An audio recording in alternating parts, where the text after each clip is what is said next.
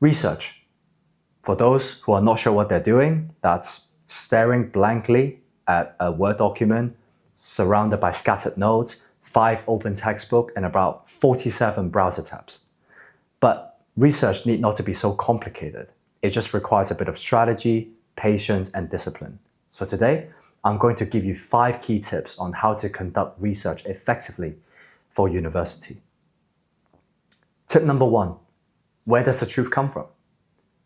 When it comes to research, the type of sources you engage with can make or break the credibility of your work. It's not just about what you have found, but where it comes from. If you've ever played a game of telephone as a kid, you will know that the further information travels from its original source, the more likely it gets distorted. Which is why understanding the difference between primary and secondary sources is crucial in academic research. A primary source is a direct first-hand account of an event, discovery, or original work. These sources are as close as possible to the subject of study because they have not been filtered, interpreted, or altered by another research analysis. In other words, primary sources are the purest form of evidence available. Here are some examples of primary source in different areas of study. With history, we talk about diaries, letters, speeches, government documents. Science, lab experiment results. Social science, surveys and interviews. Art and media, paintings, photographies, films, music, recordings. Primary sources are valuable because they provide the raw data needed for original analysis. Instead of relying on someone else's interpretation of an event, you get to analyze the information firsthand, thereby gaining authentic, unfiltered insights. However, the challenge is that they can be very difficult to interpret, especially if they're complex, old, or written in a different language or style. And that's where secondary sources come in. A secondary source is an interpretation, a summary, or analysis of the primary source. These sources do not offer direct evidence. Instead, they provide a discussion about the primary source. Examples are biographies about historical figures, literature critiques discussing themes in novels, scientific review articles that summarizes multiple studies. Secondary sources are useful because they summarize a huge amount of information in an accessible way and therefore providing expert opinions and interpretation with different viewpoints. However, secondary sources can be biased or even incorrect. For example, if you're researching World War II, a modern documentary might present events with a certain political slant.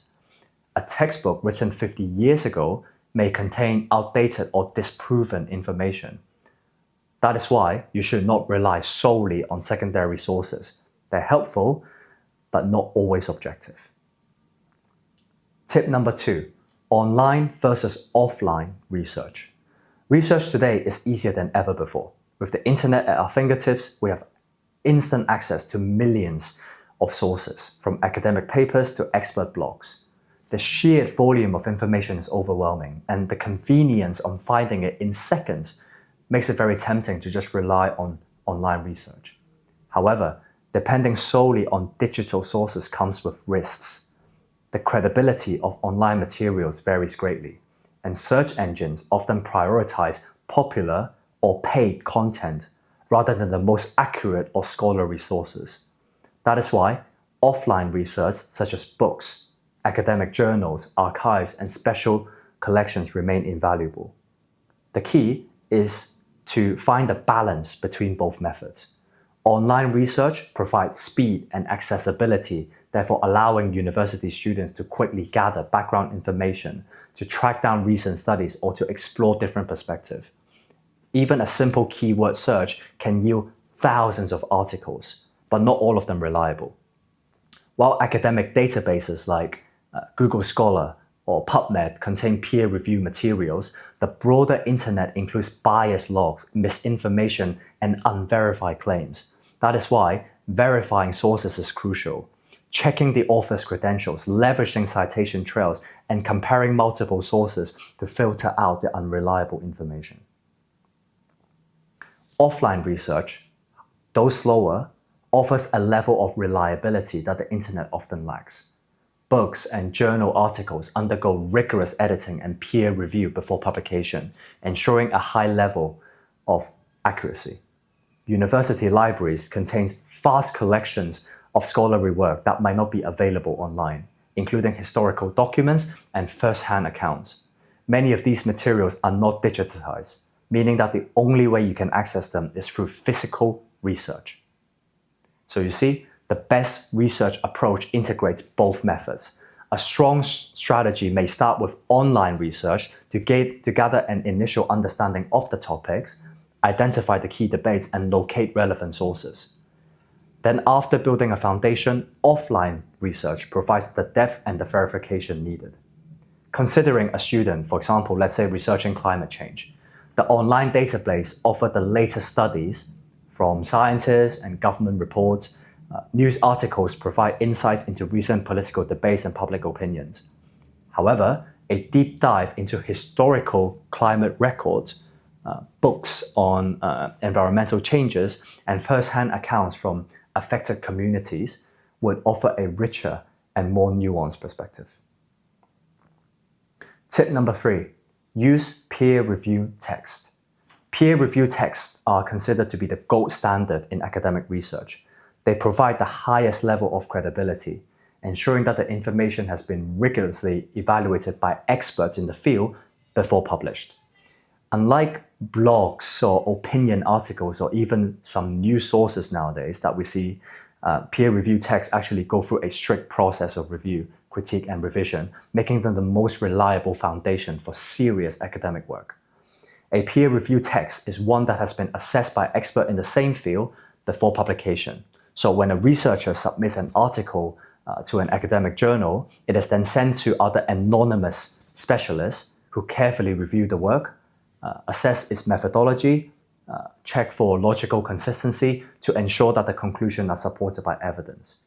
If weaknesses were found, the author must then revise and improve the work before it is accepted. So this process, while rigorous, ensures that the published research meets the highest academic standards and contributes to the field in a more meaningful way.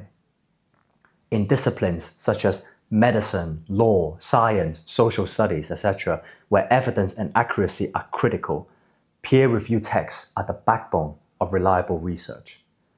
For you as a university student, when writing an essay or a research paper, professors will expect you to use sources that have undergone peer review, as it signals that the argument are based on solid, verified works, and the sources represent the most authoritative voices in the field.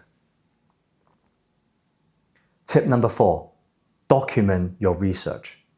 There are few academic nightmares worse than spending hours researching a topic, gathering insightful quotes, collecting journal and articles, and carefully piecing together arguments, only then to realize later you've lost track of where all the information came from.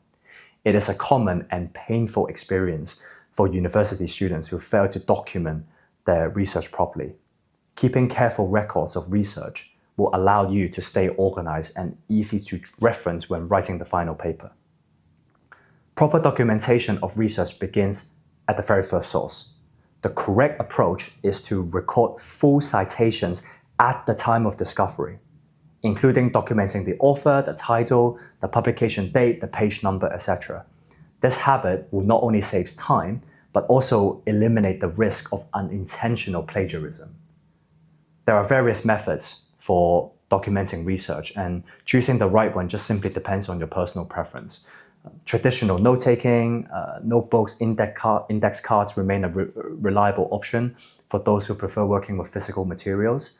But in today's age, with vast amount of digital research available, technologies may offer more efficient solutions. Reference management tools such as EndNote allow university students to save citations instantly, organize sources into folders, and even generate bibliographies in the correct citation format. These tools will remove the tedious work of formatting references manually and make retrieving the sources easier when you write your university dissertation. Tip number 5, reading smart, not hard. One of the biggest challenges university students face when conducting research is dealing with the sheer volume of reading required. They fall into the trap of reading every word carefully, trying to absorb every detail, only to realize they've spent hours on a single article without finding the specific information that they need. This is where learning how to scan text effectively becomes an essential research skill. Scanning allows students to quickly identify the most relevant sections of a text, saving time while still gathering the necessary information for their work. Scanning is different from skimming and deep reading. Skimming involves quickly glancing over a text to get a general sense of its content, which can be useful for identifying whether a source is even worth reading in full. Deep reading, on the other hand, is a slower, more detailed process used when analyzing complex ideas in depth. Scanning falls somewhere in between. It is a targeted approach that helps researchers locate specific points, key facts, or important arguments without reading every single word. The first step in scanning effectively is to know what to look for. Before you even open a book or an article, it's important to have a clear idea of the research question or the information needed. Instead of passively reading, students should approach a text with purpose. Look for keywords, phrases, or topic-related terms helps in quickly locating the relevant sections. Many academic texts are structured with headings, subheadings, and bolder terms, which makes it easier to jump directly to the most useful parts. Tables of contents and indexes are also invaluable tools for scanning books efficiently. Instead of flipping through the entire book, hoping to find useful materials, check the index for key terms directs the reader straight to the relevant pages. Reading the first and the last sentence of each paragraph can help in quickly identifying key arguments without getting lost in the unnecessary details. Using digital tools can further enhance your scanning efficiency. For example, let's say you're reading a PDF. Use the find function. Allow students to search for specific words and phrases instantly. This is especially useful for locating, say, definitions or key statistics or references to specific concepts without reading through the long document, word by word. So you see, conducting research is not just about finding the information. It's about understanding, analyzing, and presenting them effectively. By engaging with primary and secondary sources, balancing online and offline research, using peer-reviewed texts, tracking citations properly, and reading smart, you will not only survive university research, you will excel at it. If you found this video to be useful, please give it a like and subscribe to our channel where we give tutees like you the insider information that you need to get ahead at school and helping you get the best grades possible. Together, we will help you thrive to reach your academic goals. And please share this video for anyone who you think will be useful, and feel free to leave any questions in the comment section below.